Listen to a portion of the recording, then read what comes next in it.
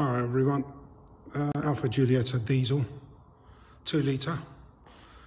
Anyone wants to take the challenge on of changing an alternator, this is what you need to do. You take the cross member out at the bottom, you take your drive shaft out, you undo the front mount, you drop it right down. As you can see, right down. Take the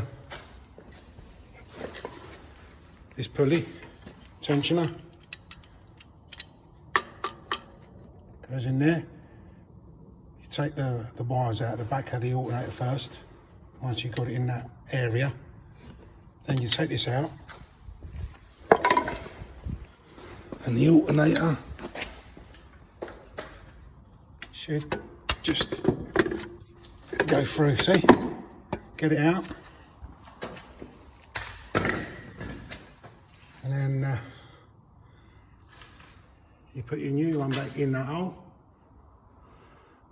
Reverse mission, reverse, put everything back in reverse. The last thing you took off first, and go work your way back, and you should be good to go. Yeah, hope this helps.